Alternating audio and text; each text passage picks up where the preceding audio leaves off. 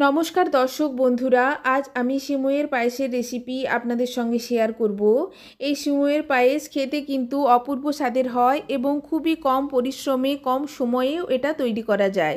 সিমইয়ের পায়েস তৈরি করার জন্য আমি কড়াইকে ভালো করে গরম করে দিয়ে দিচ্ছি 1 চামচ মতো ঘি। ঘি ভালো করে গরম হয়ে এলে আমি ঘিয়ের উপর দিয়ে দেব সিমই। আমি এখানে হলদিরামের বাজারে যে সিমইটা পাওয়া যায় সেটা ব্যবহার করছি। এই সিমইটা খেতে খুবই সুন্দর। আমি ঘিয়ের উপর সিমইটা দিয়ে গোল্ডেন ব্রাউন করে প্রথমে আমি ভেজে নেব। রেসিপিটা ভালো লাগলে অবশ্যই আমার চ্যানেলকে লাইক, কমেন্ট অ্যান্ড সাবস্ক্রাইব করবেন।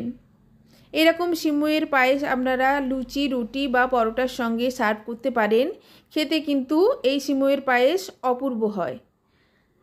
ভালো করে আমার সিমই প্রথমে ভেজে নিচ্ছি। এরপর অপর বার্নারে আমি বসিয়ে দিয়েছি একটা তেজপাতা দিয়ে দুধ ভালো করে আমি ঘন করে নিচ্ছি। তেজপাতা দিলে দুধের ফ্লেভারটা খুবই ভালো হয়। দুধের উপরেই আমি পায়েস তৈরি করার জন্য তেজপাতাটা দিয়ে দিয়েছি। ভালো করে দুধ আমি ঘন করে নিচ্ছি। অপর দিকে দেখুন, ততক্ষণে আমার সিমই প্রায় গোল্ডেন ব্রাউন করে ভাজাই হয়ে এসছে। দুধ আপনারা অবশ্যই ঘন ব্যবহার করার চেষ্টা করবেন। ঘন দুধে পায়েসের স্বাদ ভালো হয়। আমি গরুর দুধ ব্যবহার করছি, আপনারা চাইলে যে কোনো ফুল ক্রিম দুধ ব্যবহার করতে পারেন। দুধ ভালো করে গরম হয়ে গেছে, দুধের ওপর আমি দিয়ে দিচ্ছি ভেজে রাখা সিমই।